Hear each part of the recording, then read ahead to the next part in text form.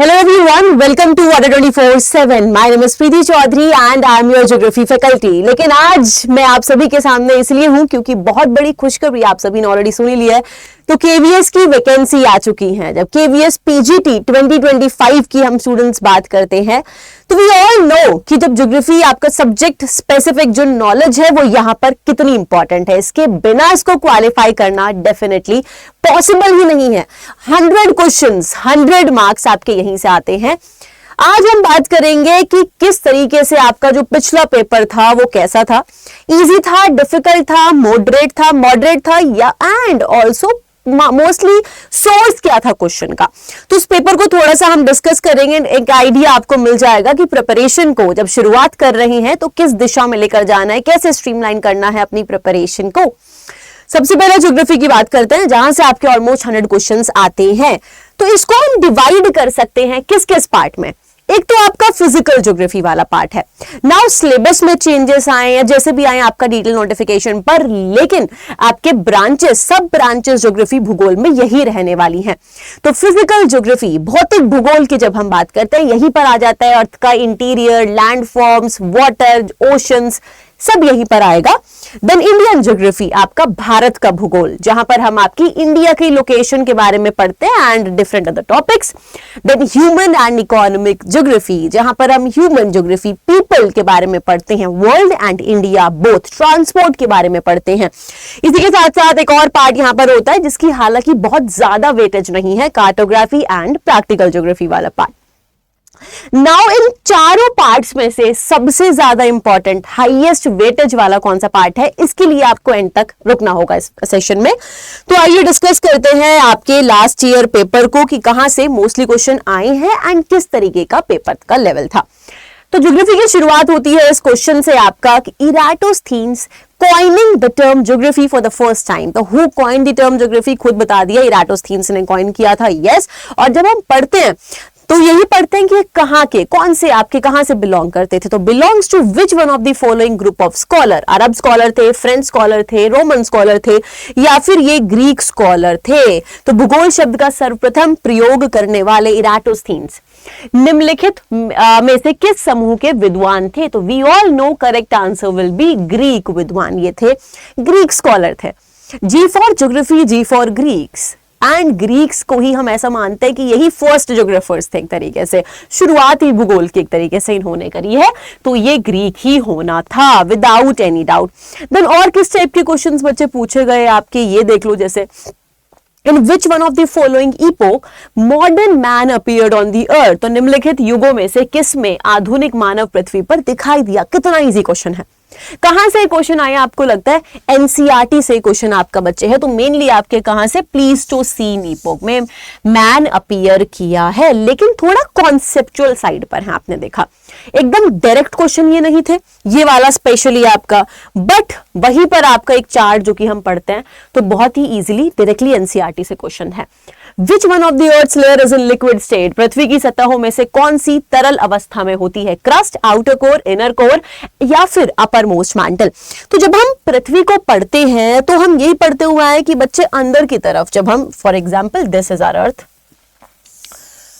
तो आपकी क्रस्ट होती है, मैंटल होती है, कोर होती है। वी हैव मैंटल एंड सबसे अंदर वाली जो परत है वो कोर होती है। कोर में भी आउटर कोर और इनर कोर होती है।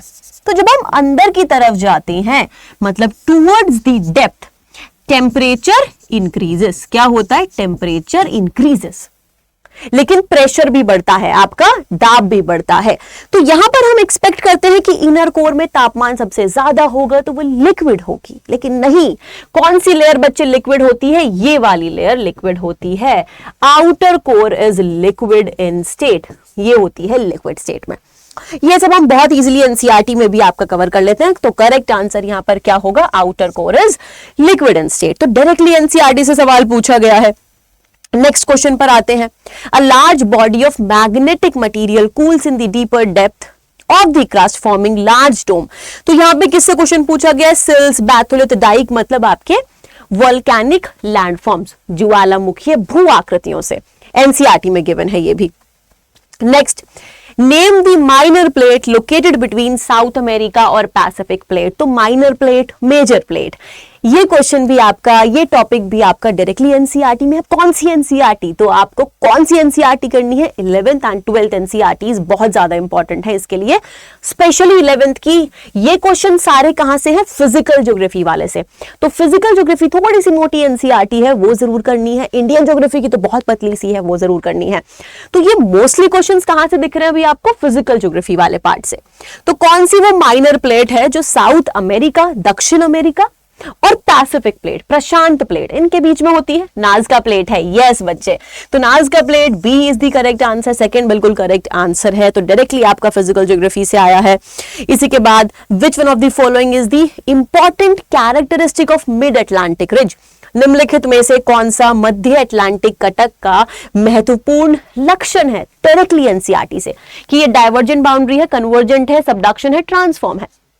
तो मिड अटलांटिक रिज बच्चे किसका एग्जाम्पल है? मिड अटलांटिक रिज यहां पर हो रहा है आपका इस तरीके से सी फ्लोर स्प्रेडिंग का, मतलब डाइवर्जेंट होता है। जब दो प्लेट एक दूसरे से दूर की दिशा में जाती हैं, दूर जाती हैं, ठीक है, इनकी बन नहीं रही आपस में, तो दूर जाती है। डाइवर्जेंट मतलब अपसारी, सीमांत इसका सही आंसर है। अब देखोगे मोस्टली क्वेश्चंस क्या है, तो फिजिकल ज्योग्राफी ज्यादा इंपॉर्टेंट है। नाउ इन क्वेश्चन से हमें क्या पता चलता है? अच्छा, एक और क्वेश्चन नीचे देख लेते हैं कि कौन सा land mass was not part of the Gondwana land? तो डायरेक्टली थ्योरी से, plate tectonic theory, continental drift theory, काफी सारे क्वेश्चंस इस पार्ट से आपको देखने को मिले। अब बात कर लेते हैं इनमें से चारों पार्ट्स में से कौन सा पार्ट सबसे ज्यादा इंपॉर्टेंट है। तो बच्चे ऑलमोस्ट 40% या फिर इनफैक्ट उससे भी ज्यादा क्वेश्चंस ही आपके कहां से रहे थे उस पेपर में? फिजिकल ज्योग्राफी से थे। तो फिजिकल ज्योग्राफी को 3 स्टार्स मार्क करने हैं, क्योंकि ये सबसे ज्यादा इंपॉर्टेंट आपका पार्ट है। 40% से ज्यादा ही क्वेश्चंस आपके इस पेपर में फिजिकल ज्योग्राफी से रहे हैं।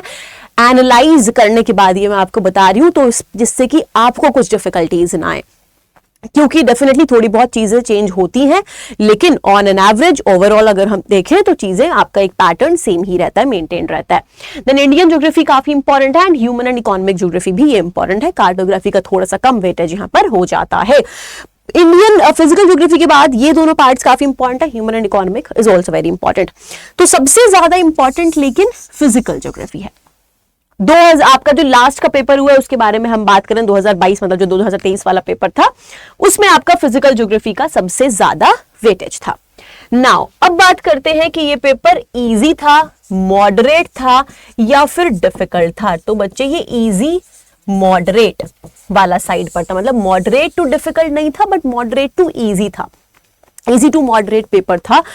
क्यों ऐसा मैं कह रही हूं? क्योंकि mostly paper NCERT, mostly paper आपका क्या था? इजी इसलिए बोला जा रहा है क्योंकि क्वेश्चंस डायरेक्ट थे, एनसीईआरटी बेस्ड, जैसा कि बोला था वैसा ही एनसीईआरटी बेस्ड पेपर आया था। तो एनसीईआरटी बेस्ड पेपर था, तो हम इसको आसान वाली साइड पर मानते हैं। नाउ मॉडरेट वाली साइड पर मैं क्यों कह रही हूं? क्योंकि थोड़ा सा कॉन्सेप्चुअल अंडरस्टैंडिंग की जरूरत थी, थोड़ी सी डेप्थ की भी जरूरत थी।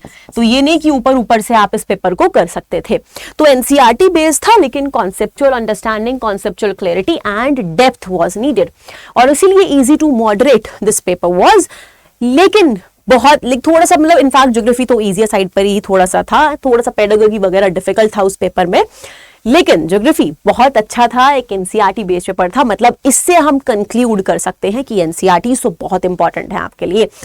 और इसी के साथ साथ कौन सा पार्ट ज्यादा इंपॉर्टेंट है, कौन सा सब ब्रांच? तो वी हैव फिजिकल ज्योग्राफी जो हाईएस्ट वेटेज रखता है। और ज्योग्राफी अगर आप टारगेट कर रहे हो ना सही में केवीएस पीजीटी को, तो सबसे ज्यादा इंपॉर्टेंस आई वुड से कि हमें सभी को देनी है, physical geography, human geography and your Indian geography also, and cartography भी we are going to cover. Now अब टाइम डेफिनेटली किस तरीके से आपका रहता है, लेकिन प्रिपरेशन अभी से शुरू कर देनी है, अपने टारगेट को लेकर मोटिवेटेड रहना है। You will do it this time. और अगर इसमें जो भी हेल्प चाहिए तो अडे 24/7 आप सभी के साथ है। इनफैक्ट आप सभी के लिए पेड बैचेस ऑलरेडी आ चुके हैं। नाउ किस तरीके से आप उनको एक्सेस कर सकते हैं? तो बच्चे आप जा सकते हैं अडे 24/7 की वेबसाइट पर, या फिर एप्लीकेशन भी डाउनलोड कर सकते हैं। सबसे ऊपर जो वेबसाइट दी गई है, देन ऑल कोर्सेज पर आपको आना है। यहाँ पर जब आप टीचिंग पर आते हैं तो यहीं पर आपको अपने डिफरेंट एग्जाम्स दिख जाते हैं, लाइक DSSS भी वी हैव। तो यहीं पर KVS पीजीटी भी आपको शो होगा। Here we have KVS PGT and different exams आपके महापैक भी यहाँ पर आ रहा है, जिसमें टीजीटी पीजीटी एनपीआरटी आप सबकी ही प्रिपरेशन कर सकते हैं।